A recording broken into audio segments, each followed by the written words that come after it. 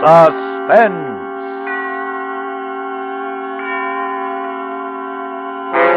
Autolite and its 96,000 dealers present transcribed Mr. Dick Powell in Slow Burn, a suspense play produced and edited by William Spear.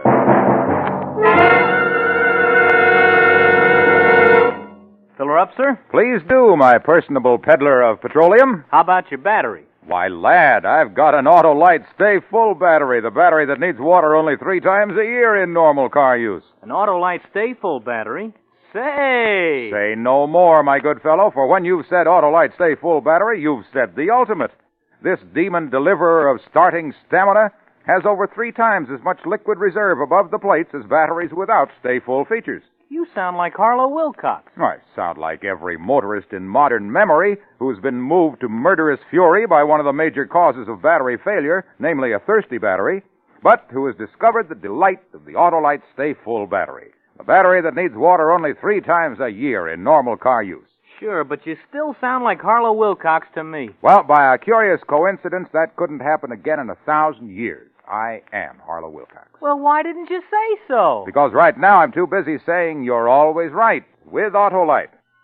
And now, with Slow Burn, and with the performance of Dick Powell, Autolite hopes once again to keep you in suspense.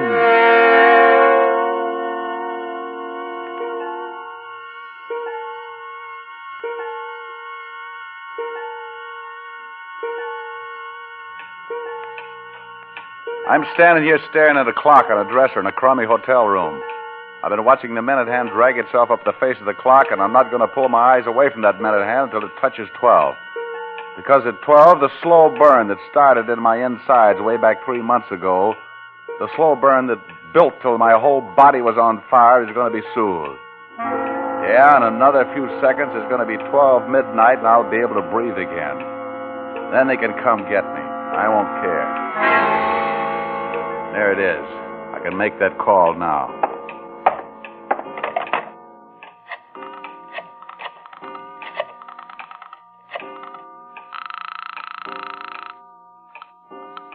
Morning, Harold. Let me speak to Todd Sloan. Sports Department, Todd Sloan speaking. This is Johnny Wilson. Johnny? Don't interrupt. This call is a cinch to be traced. I got a lot to say. The cops have a tight circle around this town, and I know I got no exit. But before they get me, I want to clear a few things up. Now listen to me. I did it. I'm not denying it. I'm telling you why I did it, and you're going to print it because you're a right guy. Look, Johnny, Shut up. I don't have much time. It all started the day I fought in Duville, Pennsylvania. Danya, my wife, didn't want me to fight, but to me it was the fastest way to make a buck. I was just beginning then, right after the war. And the coal town was the best I could do. I was fighting Tony Tadro, a good boxer and a puncher. In the second round, we just squared off, and the crowd pulled to its feet, roaring the guy's name. Not mine, not Tony. Me, it didn't throw, but Tony, it did. He dropped his guard just long enough. Tony was flat on his back, out cold. I let the referee raise my mitt. Then I walked to Lefty Wilkins, my manager. Nice work, Johnny. Oh, thanks, Lefty. What was you shouting about? Ain't you heard? The hometown kid who won that Medal of Honor blew into town today. Not only that, he blew into the arena just before you tagged Tony. Well, I'd have glad-hand the kid myself then. He made it easy for me. You don't have time. We're to meet Courtney Barr at the Club Trianon in 30 minutes. Okay. And just this once, let your tongue lay flat inside your face. I'll do the talking. Okay, I said, okay. By a knockout in the second round, Johnny Wilson, victorious over Tony.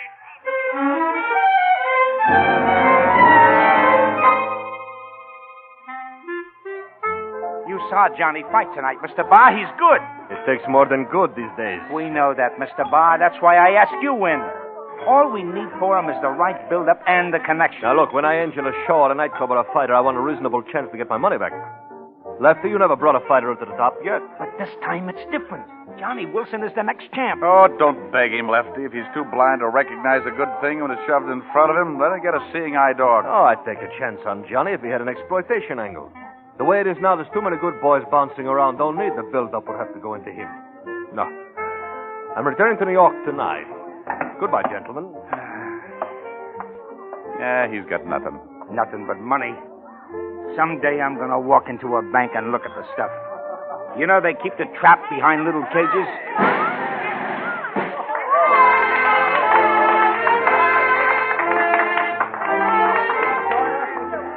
Uh-oh, there's that kid again. The metal boy. Name's Chuck Masters. They say he got 30 Japs. 30 Japs? Oh, I'd like to meet the hero.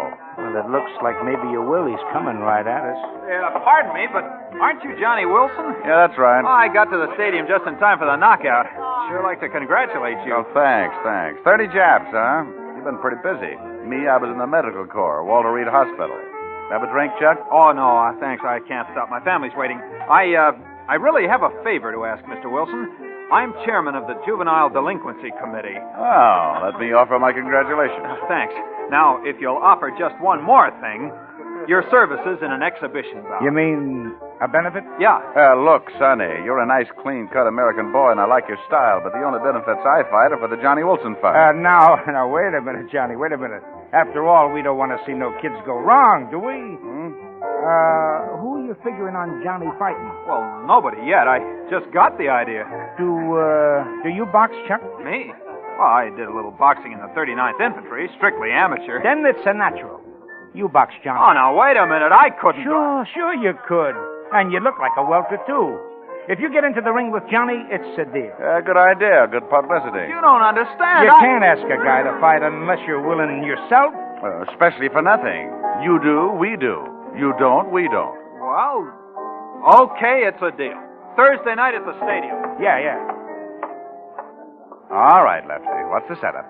In the ring Thursday, I want you to make him look good. I want the kid to think he's a wonder boy. I want to sign him. And then? Then I take him to bar as my new fighter.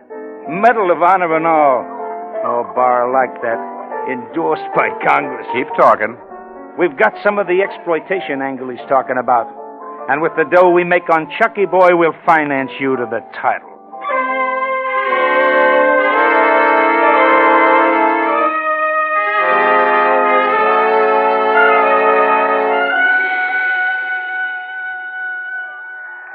Get a load of the crowd. Any more people come in, we'll have to ration the oxygen. That's what bar means by exploitation.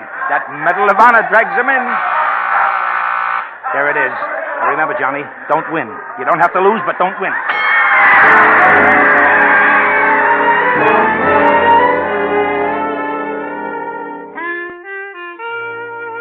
Well, it was a fair enough fight. Like Lefty wanted. I didn't lose it, and I didn't win it. The kid was a cinch to sign, and Lefty wired Bar to find out if he was interested. He was, and now we were in New York in the Copa Club signing the contracts. There's one thing, Lefty. Now that Chuck is signed, where does Johnny here fit in? Oh, Johnny's going to stop boxing for a while. He's going to groom Chuck.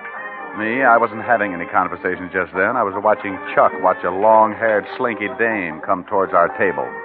She had on a gown that had no straps and didn't need any. There was sweet rhythm in her walk, and she wore a hands-off look that beat blood into a guy's head. She stopped at our table, and Chuck's mouth flopped open. I said, "Well, gentlemen, this is my wife. Hello. Danya, this is Chuck Masters. Sit down, baby." So you're the new fighter? Yeah. I hate fighters. Oh, you'll frighten the boy. And I hate the parasites who live off. No, have a drink, baby. Why do you take that, Johnny? Shut up. Hey, new fighter. Why don't you duck out before they knock that gentle look out of your eyes? I don't want to fight, Mrs. Wilson, but I need money. Johnny looked like you when he first started. And after only 4,000 push-ups a day, look at me now. Childhood sweethearts. Sweetness and light. Now he's not happy unless I wear gowns like this. There's nothing wrong with that dress. Hey, baby, have you heard? I'm going to stay out of the ring for a bit. What? Going to teach Chuck here a thing or two. Who can tell? With me behind him, he may get to be our next champ. You've given it up, Johnny. What happened? He's just taking a rest, Danya. That make you sore? Not me. It just sounds like Johnny's using his head. And that sounds so strange it makes me suspicious. Ah, great little kidder, ain't she, Chuck? Hey, Mr. Barr? Come on, baby, let's dance.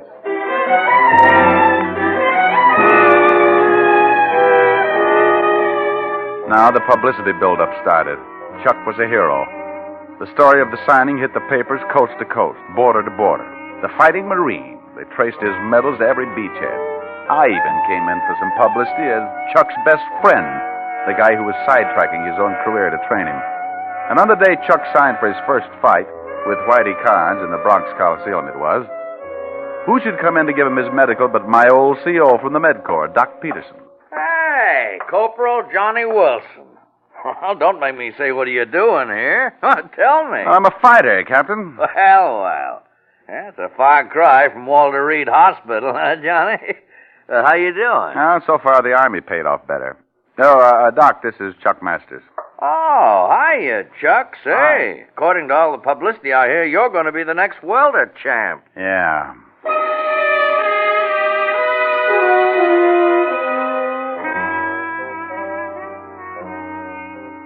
With Barr's money, we opened a training camp in the Berkshires. I taught Chuck to box, and he learned fast. His left wasn't too good, but his right was okay, and he was shifty. 3 days before his fight with Carnes, Chuck and me were in the ring sparring. Hold it, Johnny. There's Danya. Hello, Danya. Hiya, chum. Well, baby, I didn't expect All right. What are we waiting for? Oh, it's you, huh? Hello, Lefty. Training camps is no places for dames. You know that. Yeah, that's right. You never watched me train before. What's the magnet? I got the day off, and I wanted to watch the process whereby they turn a guy like him into a guy like you. I looked at her lips while she was talking, and the thought that she might be hoping for somebody else's lips on hers, Chuck's and maybe tore at my inside.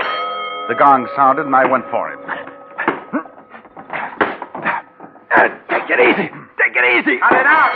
Cut it out, Johnny. Cut it out. What's the matter with you? You nuts? Why are you slugging like that? Well, I figured Chuck is about ready for anything. Come on, Chucky boy, put him up. Let's see if you can take it. Johnny, take it easy. I really cut loose then. I've been storing it for a long time. I belted him good. He went down and stayed there. Now you... When they carried him out, he opened his eyes, but he didn't look at me. He looked at Danya. And she looked back at him with tears in her eyes. I should have killed them both then.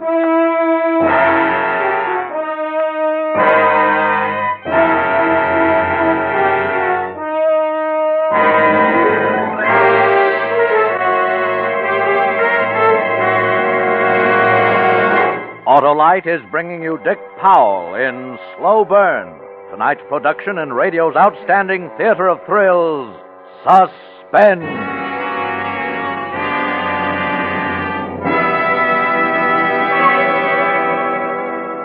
Well, your gas tank is full now, Mr. Wilcox. Let's see. 0.6 of a gallon, that'll be 14 cents. Now there's a car for economy. Like that Autolite Stay Full battery, it really gives you a long run for your money.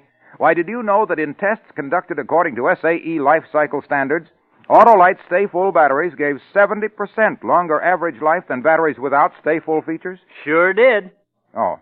Well, did you know that Autolite Stay Full batteries have fiberglass retaining mats at every positive plate to hold the power-producing material in place? Oh, I sure did, Mr. Wilcox. Oh. Well, did you know that this powerful pusher-offer of pulsating pistons has more than 3 times as much liquid reserve above the plates as batteries without Stay Full features? Sure. That's why it needs water only 3 times a year in normal car use. That does it. Give me that gas pump. From now on, you can sell Autolite Stay Full batteries, and I'll sell gas. Oh, but Mr. Wilcox, don't you see? I couldn't give you a wrong answer. Why not? 'Cause you're always right with Autolite. And now, Autolite brings back to our Hollywood soundstage our star, Dick Powell, in Slow Burn, a tale well calculated to keep you in suspense.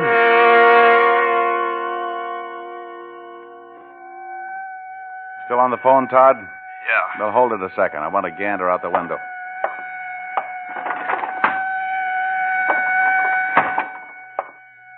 The cops in large numbers, Todd. But they won't find me for a while, and I only need a little more time to finish. Well, Chuck won his first fight, naturally. He was getting the slow, careful build-up. He won a second fight over in Jersey. So then Lefty began to book him. He said Courtney Barr wanted Chuck to go out and make a tour, get a list of knockouts so he'd have a record. So I sat on my mitts. The day Chuck got back from his tour, he called, and Daniel invited him to dinner.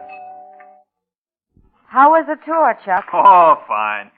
I had a couple of fights that were terrific. In Denver, I fought Willie Myers. What a boxer. But I found his weakness. See, when he was getting set to throw his right, he always flipped his elbow just a bit. From then on, he was my meat.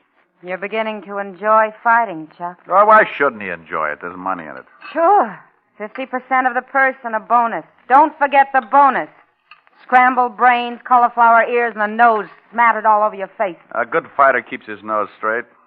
Johnny was just like Chuck when he first started. Fighting kills a man's better instincts. I'll get the dessert. Yeah, I'll help you.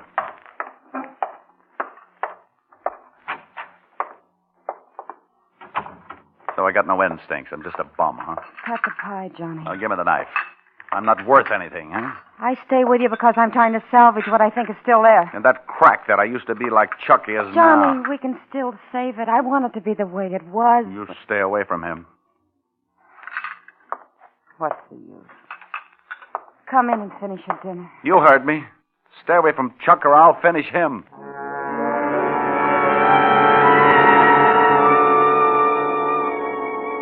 Every sports writer was wondering who was going to fight Mike Gruen. Nobody got a crack at the champ unless he fought Gruen first. I knew who it was going to be. Me.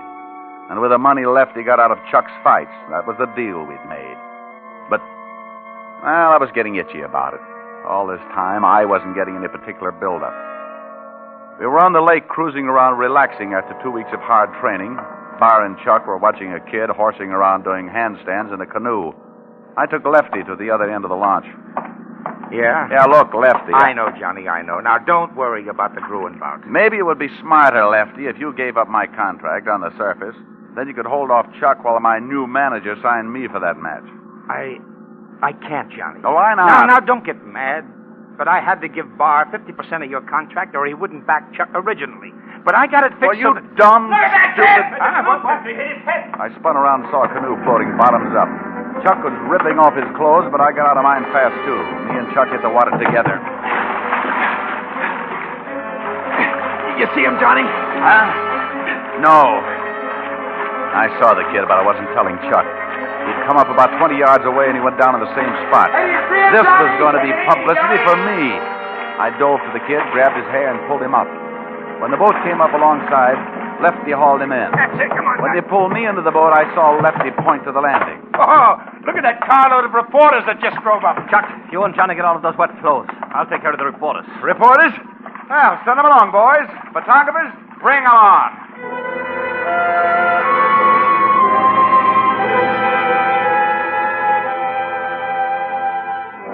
That evening, I was sparring with Chuck, sharpening his footwork, when Danya came up with the New York papers. Don't you two ever get out of that ring? Oh, and by the way, congratulations. Huh? Oh, you hear all about the hero stuff on the lake? Yeah, congratulations. But she wasn't looking at me. She was looking at Chuck. I hopped out of the ring, grabbed the newspapers out of her hand. The story was there, all right, in big block headlines. Chuck Masters saves boy from drowning. Medal of Honor winner does it again. Me? I wasn't even in the comic section. But this is all wrong, Danya.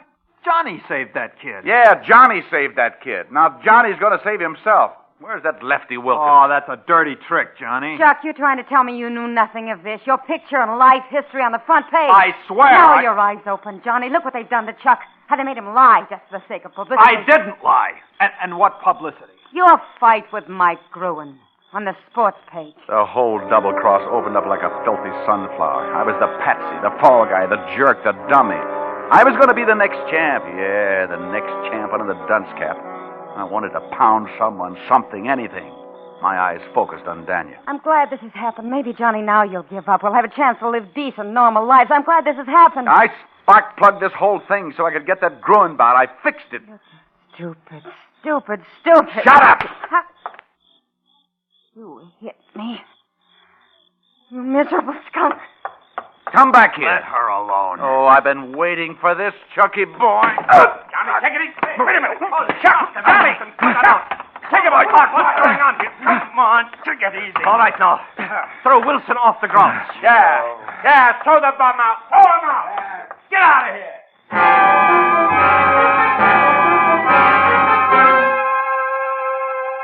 They threw me out all right, and while they were doing it, I was thinking I was going to kill Lefty Wilkins. That was definite. And I remembered that all Daniel worried about was Chuck. Chuck's character. Chuck's gentle look. Yeah, I was going to kill Lefty. And for Chucky Boy, I was going to think up something special. Very special.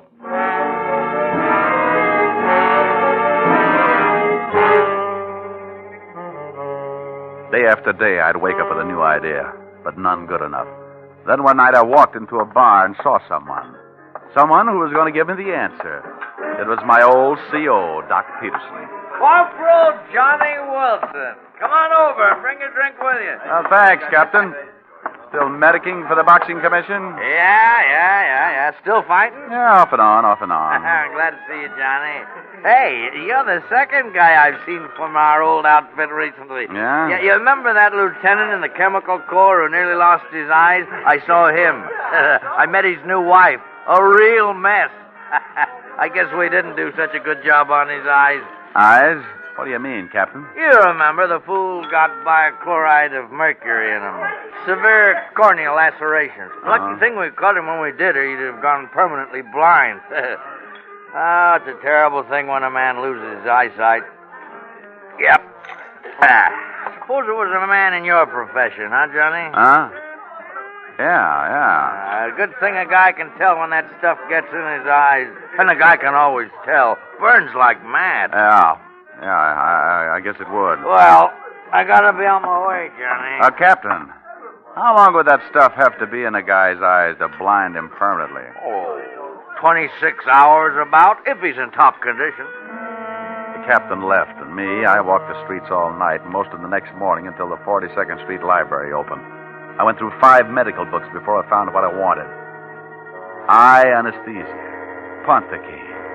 Causes loss of sensation in the eye without affecting the eyesight. I went up to the training camp. The Bruin bout was in 3 days. I had to get back in favor, and I piled it on good. I played it with hearts and flowers, everything. Poor Johnny Boy. I'm sincerely sorry. That's the way it is, Chuck.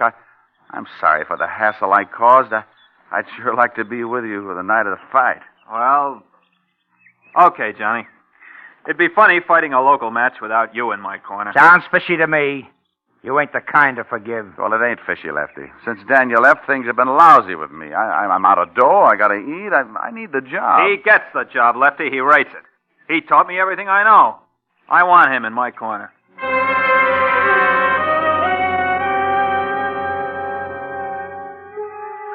When we walked down the aisle in the garden for the ring, I had 3 things in my bag. A long, sharp knife for Lefty Wilkins and the Ponticaine and bichloride of mercury for Chucky Boy.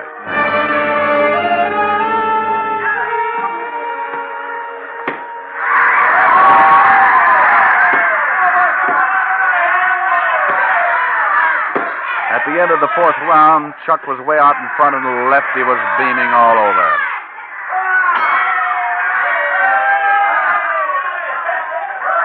Well, nice going, Chuck. He's a cinch. Then I reached for the Vaseline that every fighter has smeared over his eyebrows to keep his eyes from getting cut. I had the Vaseline loaded with Ponticaine. I smeared it all around those eyes of his. Now all I had to do was wait until the Ponticaine took effect.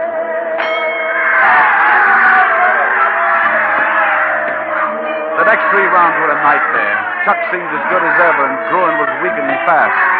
Suppose he got knocked out before I got the bichloride in Chuck's eyes. Well, everything still okay, Chuck? Hey, sure must be poop, Johnny. He hit me in the eye 3 times that round. I didn't even feel it. Yeah? That's all? Oh, come on, Johnny. Swam my face. A little old cold water, boy. Next round, I'll kill him. He leaned back. I picked up a sopping sponge from the outer bucket, the one with the bichloride, and I swabbed his face and kept swabbing it while the liquid ran over his forehead and down in his eyes. This is it. He didn't even wince as the poison drained under his lids, into his eyes and over his eyeballs. He started the 8th round strong and cocky. He pushed Bruin all over that ring. And then all of a sudden it happened. He stopped and put his gloves to his eyes, trying to rub away the creeping blindness. Bruin played it cagey. He thought it was a trick. But as Chuck desperately hunted for him, Bruin caught wise and he piled into Chuck. Bruin tore his head off. He hit Chuck with everything but the ring post. Chuck kept going down and coming up for more. Oh, it was beautiful. I picked up my bag and left the corner. On the way out, I stopped for a moment where Lefty Wilkins bent forward, agonizing in his seat as he watched the championship go out the window. He didn't even move when I shoved a knife into his back. The crowd was screaming for the kill as I walked out.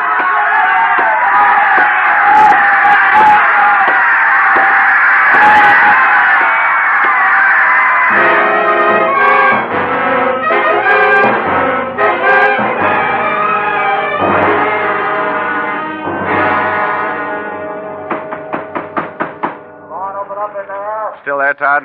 Yeah. The law's going to be in a second. The reason I couldn't call you in time for your Bulldog auditions, I had to be sure the 26 hours was up. Otherwise, you could have warned Chuck and his eyesight could have been saved. I want him to stay blind. All right, grab him. Take it easy. Take it easy. You can have me. I got what I wanted. Oh, you admit you killed Lefty Wilkins? Sure, and it was a pleasure. And Chuck the champ, how does he like it? Got any jobs for fighters who can't see? Why don't you ask him? What? Hello, Johnny. Chuck. Well, what do you... Yes, Johnny, he can see. He's not blind. But you can't see. I don't believe it. You can't. Your old CO was at the ringside, Johnny. Doc Peterson. He knew what it was the minute it happened. He fixed up my eyes. You can't see. You can't see. You can't see. You're the one who's blind, Johnny.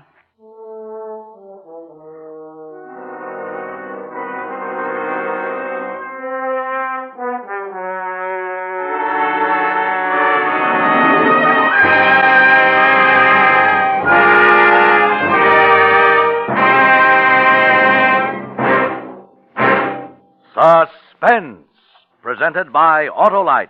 Tonight's star, Dick Powell.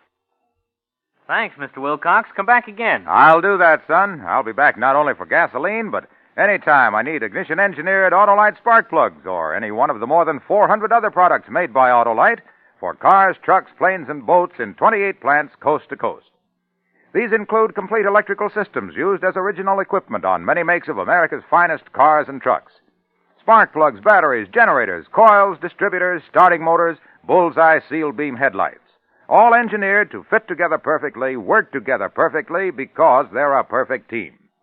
So don't accept electrical parts supposed to be as good. Ask for and insist on Autolite original factory parts at your neighborhood service station, car dealer, garage, or repair shop. Remember, you're always right with Autolite.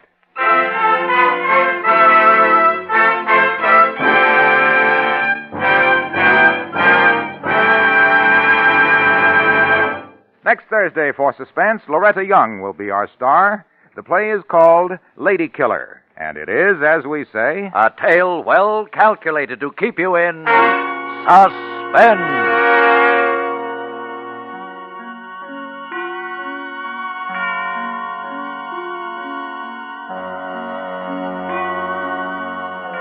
Tonight's transcribed suspense play was produced and edited by William Spear and directed by Norman MacDonald.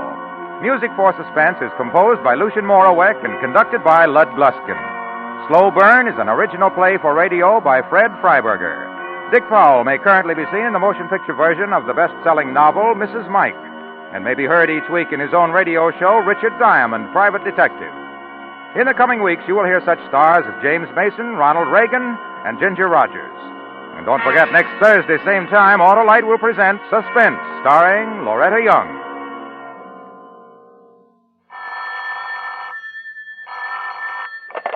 You can buy Autolite Stay-Full batteries, Autolite resistor or regular spark plugs, Autolite electrical parts at your neighborhood Autolite dealers.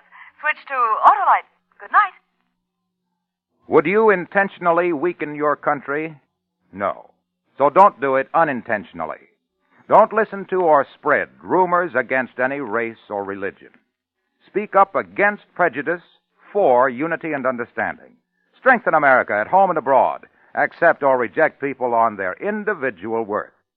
Let's make Brotherhood Week last throughout the year. This is CBS, the Columbia Broadcasting System.